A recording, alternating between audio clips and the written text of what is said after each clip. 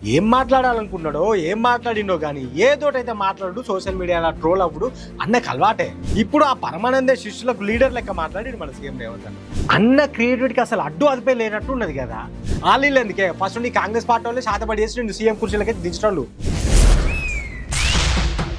దండోరా మాట సూటిగా సెటైర్ గట్టిగా.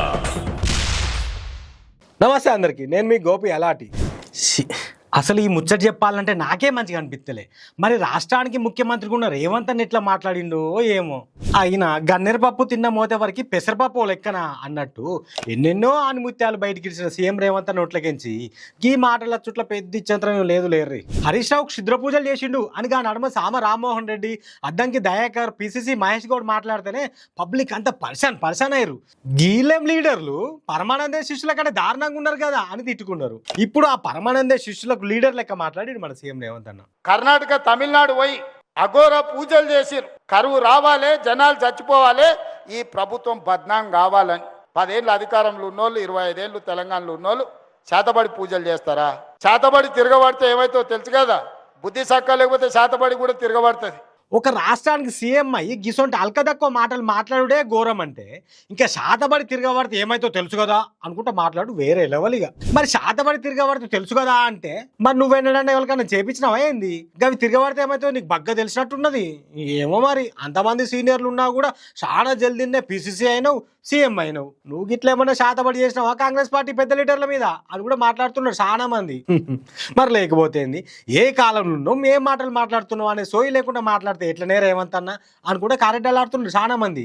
క్షుద్ర పూజలు నిజంగానే ఉంటే మరి ఈ 3 ఏళ్ల దాకా ఎందుకు ఊకునేటోళ్ళే కార్పాటోళ్ళు ఎన్నడో శాతపడి చేసి నీ సర్కార్ను పడగొట్టేటోళ్ళు కదా.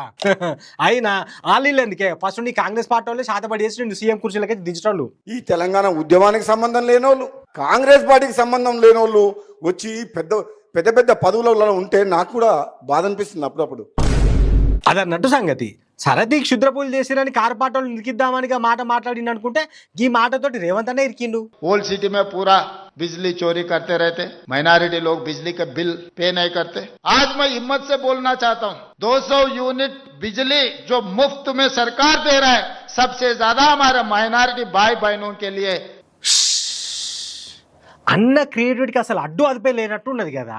అన్లిమిటెడ్ ప్యాకులు బగ్గా వాడతాడు కావచ్చు, కరెంటు దొంగతనం చేస్తున్నారని, కరెంటు బిల్లులు కడతలేరని కరెంటును ఫ్రీగా ఇచ్చుడేంది. అసలు ఏం మాట్లాడాలనుకున్నాడో ఏం మాట్లాడిండో కానీ ఏదోటైతే మాట్లాడు సోషల్ మీడియాలో ట్రోల్ అవ్వడు అన్నకు అలవాటే. మరి కరెంటు బిల్లులు కట్టకపోతే కరెంటు ఫ్రీగా ఇచ్చినట్టే బ్యాంకు లోన్లు కట్టిన వాళ్ళందరికీ బ్యాంకులకేంచి పైసలు దొంగతనం చేసిన వాళ్ళందరికీ పైసలు కూడా ఫ్రీగా పంచుతావా అన్న?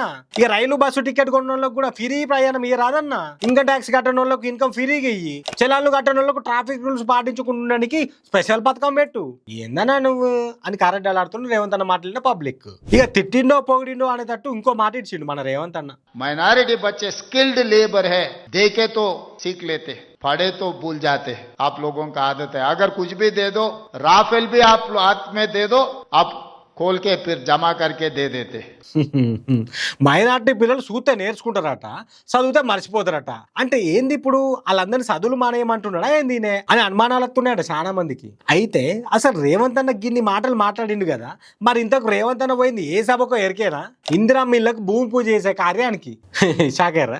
మరి పోయింది ఇళ్ళ కార్యం అయితే క్షుద్ర పూజల ముచ్చట ఎందుకు వచ్చింది, ఇంకా సంబంధం లేని మస్తు ముచ్చట్లు ఎందుకు వచ్చినాయి అని అంటే అదే రేవంత్ అన్న స్పెషాలిటీ అన్న. అంతే, సభ ఏదైనా సందర్భం ఏదైనా సంబంధం లేదు అని కూడా మాట్లాడుతున్నారు చాలా మంది. కానీ కారు పాటోళ్ళు క్షుద్ర పూజలు చేసిరు అని మాట్లాడిన రేవంత్ అన్న మరి సీఎం స్థాయిలో ఉన్నప్పుడు గా పూజలు అయినాయి అని ప్రూవ్ చేసి కారు పాటోళ్ళను లోపల వేయచ్చు కదా. మరి ఎందుకు ఉత్తగా ముచ్చట్లు చెప్పి సపడేక్కుంటున్నాడు? మరి అది రేవంత్ అన్నగా తెలవాలి, మనకైతే తెలియదు. మరి దండోరా మాట సూటిగా సెటైర్ గట్టిగా.